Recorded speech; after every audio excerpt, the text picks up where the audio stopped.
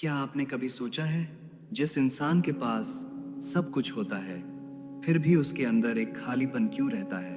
क्यों कभी कभी हजारों लोगों के बीच रहकर भी इंसान खुद को अकेला महसूस करता है? क्यों हमारी इच्छाएं पूरी होने के बाद भी नई इच्छाएं जन्म लेती रहती हैं? क्योंकि इंसान बाहर की दुनिया जीतने में लगा रहता है, लेकिन अपने अंदर छुपे उस सत्य को भूल जाता है जिसे श्री कृष्ण ने हजारों साल पहले समझाया था। श्रीमद् भगवद गीता के 7वें अध्याय में भगवान श्री कृष्ण अर्जुन को जीवन का वह रहस्य बताते हैं जिसे जान लेने के बाद इंसान संसार को एक नई नजर से देखने लगता है। यह अध्याय सिर्फ भगवान की भक्ति के बारे में नहीं है। यह अध्याय बताता है कि भगवान हमारे जीवन में मौजूद होकर भी हमें दिखाई क्यों नहीं देते। श्री कृष्ण कहते हैं, मनुष्य मुझे जानना चाहता है, लेकिन उसकी अपनी इच्छाएं, उसका अहंकार और उसका भ्रम उसकी आंखों पर पर्दा डाल देते हैं। अर्जुन युद्ध के मैदान में खड़ा था। उसके सामने उसके अपने लोग थे। उसके मन में सवाल था, मैं क्या करूं? सही क्या है? सत्य क्या है? तब श्री कृष्ण उसे बताते हैं कि जब तक मनुष्य केवल शरीर और संसार को ही सच मानता रहेगा, तब तक वह असली ज्ञान से दूर रहेगा। क्योंकि यह शरीर बदलता है, विचार बदलते हैं, पर आत्मा का सत्य नहीं बदलता। भगवान कहते हैं, इस पूरे संसार में जो भी दिखाई देता है वह मेरी ही ऊर्जा से बना है। पानी में जो स्वाद है, सूरज और चंद्रमा में जो प्रकाश है, अग्नि में जो तेज है, वह सब मेरा ही स्वरूप है। लेकिन फिर भी मनुष्य मुझे पहचान क्यों नहीं पाता? क्योंकि उसके अंदर 3 शक्तियां काम करती हैं, सत्व, रज और तम। कभी हमारा मन शांत होता है, कभी इच्छाओं से भर जाता है और कभी अज्ञान हमें घेर लेता है। यही 3 गुण इंसान को इस संसार के बंधन में बांधते हैं। लेकिन श्री कृष्ण कहते हैं, जो मेरी शरण में आता है वह इस माया को पार कर सकता है। लेकिन सवाल यह है, भगवान की शरण में जाने का मतलब क्या है? क्या सिर्फ भगवान का नाम लेना ही काफी है? श्री कृष्ण कहते हैं, नहीं।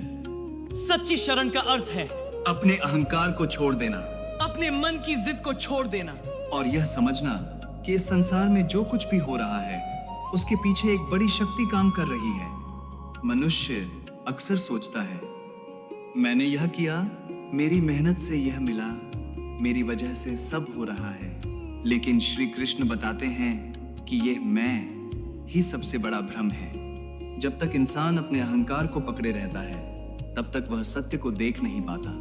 जैसे एक बादल सूरज को ढक देता है, वैसे ही अहंकार और इच्छाएं हमारे अंदर के ज्ञान को ढक देती है। भगवान कहते हैं, इस संसार में जो भी श्रेष्ठ है, जो भी सुंदर है, जो भी शक्तिशाली है, उसमें मेरी झलक है। एक छोटा सा फूल जब खिलता है, एक पक्षी जब आकाश में उड़ता है, एक माँ का प्रेम, एक सच्चे इंसान की दया, इन सब में वही परम शक्ति दिखाई देती है। लेकिन इंसान बाहर इतना उलझ जाता है कि वह इन संकेतों को समझ ही नहीं पाता। श्री कृष्ण अध्याय 7 में एक और गहरा रहस्य बताते हैं। वह कहते हैं कि लोग अलग अलग इच्छाओं के साथ भगवान को याद करते हैं। कोई दुख में भगवान को पुकारता है, कोई ज्ञान पाने के लिए, कोई अपनी इच्छाएं पूरी करने के लिए, और कोई ऐसा होता है जो सिर्फ भगवान को ही अपना सब कुछ मान लेता है। ऐसा ज्ञानी भक्त भगवान को सबसे प्रिय होता है, क्योंकि वह भगवान को किसी स्वार्थ के लिए नहीं, बल्कि सत्य को जानने के लिए खोजता है। आज इंसान भी यही गलती करता है। वह भगवान को तब याद करता है जब जीवन में परेशानी आती है, लेकिन जब सब ठीक चलता है तब वह भूल जाता है। श्री कृष्ण सिखाते हैं, अगर जीवन में शांति चाहिए तो भगवान को सिर्फ मुश्किल समय का सहारा मत बनाओ, उन्हें अपने जीवन का आधार बनाओ। क्योंकि जो व्यक्ति अपने मन को परम सत्य से जोड़ लेता है, उसके अंदर का डर धीरे धीरे खत्म होने लगता है। लेकिन अभी अध्याय 7 का सबसे बड़ा रहस्य बाकी है, जिसे समझने के बाद पता चलता है कि इंसान बार बार उसी दुख और भ्रम में क्यों फंस जाता है। श्री कृष्ण कहते हैं, मनुष्य इस संसार में इसलिए भटकता रहता है क्योंकि वह अस्थायी चीजों को स्थायी समझ लेता है।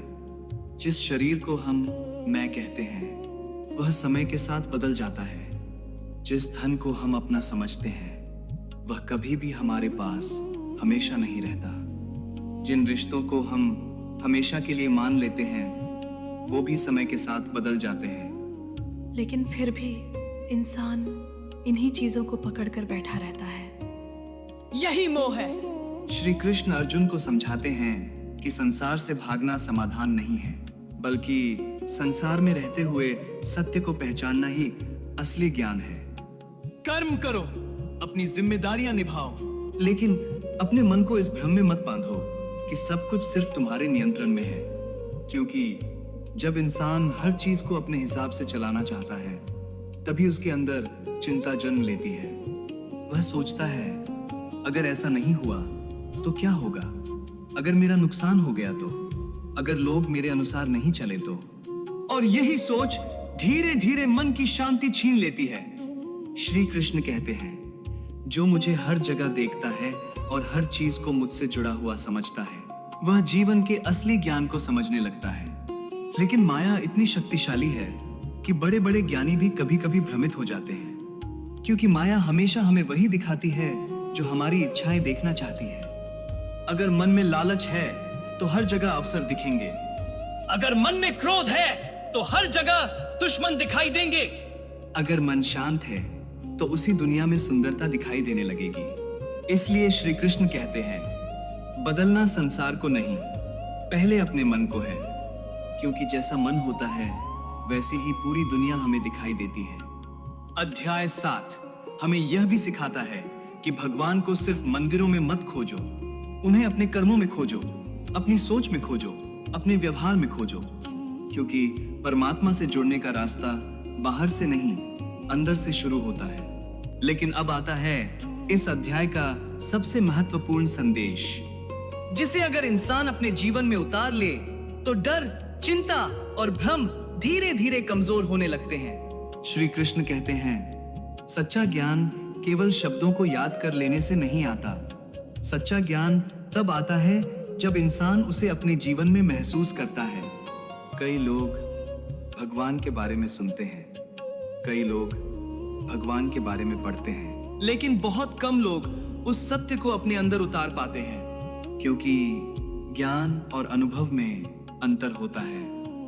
जैसे कोई व्यक्ति पानी के बारे में 1000 बातें जानता हो, लेकिन प्यास तभी मिटेगी जब वह पानी पिएगा। उसी तरह भगवान के बारे में जानना अलग बात है और भगवान को अपने अंदर महसूस करना अलग बात है। अध्याय 7 का नाम ही है ज्ञान विज्ञान योग। ज्ञान मतलब सत्य को समझना और विज्ञान मतलब उस सत्य को अपने अनुभव में लाना। श्री कृष्ण बताते हैं कि यह पूरा ब्रह्मांड उनकी शक्ति से चलता है। हम जो देखते हैं, जो सुनते हैं, जो महसूस करते हैं, सब उसी परम शक्ति से जुड़ा हुआ है। लेकिन इंसान की सबसे बड़ी समस्या क्या है? वह भगवान को पाने से पहले संसार को पकड़ना चाहता है। वह चाहता है पहले मेरा धन बढ़ जाए, पहले मेरी इच्छाएं पूरी हो जाएं, पहले सब मेरे अनुसार हो जाए, फिर मैं भगवान के बारे में सोचूंगा। लेकिन श्री कृष्ण का संदेश इसके बिल्कुल विपरीत है। वह कहते हैं जब तुम परम सत्य को अपने जीवन का आधार बना लेते हो तब संसार की चीजें तुम्हें बांध नहीं पाती, क्योंकि समस्या संसार नहीं है, समस्या हमारी आसक्ति है। एक व्यक्ति धन के बीच रहकर भी शांत हो सकता है और दूसरा व्यक्ति सब कुछ होते हुए भी परेशान रह सकता है। फर्क सिर्फ इतना है कि एक ने चीजों को साधन माना और दूसरे ने उन्हें अपना सब कुछ बना लिया। यही गीता का रहस्य है। श्री कृष्ण अर्जुन को यह नहीं कहते कि युद्ध छोड़ दो, वह कहते हैं अपने भ्रम को छोड़ दो, क्योंकि जब मन साफ हो जाता है तो सही निर्णय अपने आप दिखाई देने लगता है। आज हमारे जीवन में भी यही होता है। कभी कभी समस्या बाहर नहीं होती, समस्या हमारे अंदर चल रही उलझन होती है। और जब अंदर का अंधेरा खत्म होता है तो बाहर का रास्ता साफ दिखने लगता है। लेकिन अभी अध्याय 7 का अंतिम और सबसे गहरा संदेश बाकी है, जिसमें श्री कृष्ण बताते हैं कि अंतिम समय में भी जो व्यक्ति उन्हें याद रखता है उसका जीवन किस दिशा में जाता है। श्री कृष्ण अध्याय 7 में एक बहुत गहरी बात बताते हैं। मनुष्य जैसा सोचता है वैसा ही धीरे धीरे बनता जाता है। जिसका मन हमेशा भय में रहता है उसके लिए संसार डर से भरा दिखाई देता है। जिसका मन इच्छाओं में फंसा रहता है उसके लिए शांति हमेशा दूर रहती है।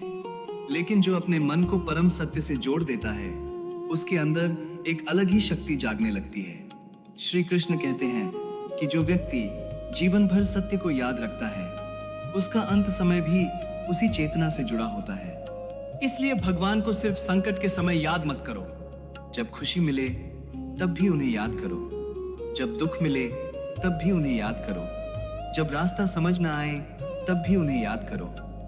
क्योंकि भगवान केवल हमारी परेशानियों को दूर करने के लिए नहीं है, वह हमें सही दृष्टि देने के लिए है। अध्याय 7 हमें सिखाता है कि जीवन में सबसे बड़ा युद्ध बाहर नहीं, हमारे अंदर चलता है। अहंकार और विनम्रता का युद्ध, लोभ और संतोष का युद्ध, भ्रम और ज्ञान का युद्ध।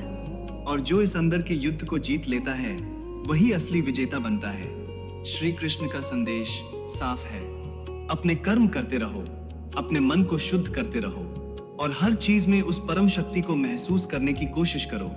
क्योंकि जब इंसान समझ जाता है कि वह अकेला नहीं है तब उसके अंदर से डर कम होने लगता है। दोस्तों, अगर आपको लगता है कि गीता का यह ज्ञान किसी के जीवन में बदलाव ला सकता है तो इस वीडियो को जरूर शेयर करें, कमेंट में लिखें जय श्री कृष्ण। और ऐसे ही गीता के गहरे रहस्यों को समझने के लिए चैनल को सब्सक्राइब जरूर करें। क्योंकि गीता सिर्फ पढ़ने की चीज नहीं, जीवन में उतारने का मार्ग है। हरि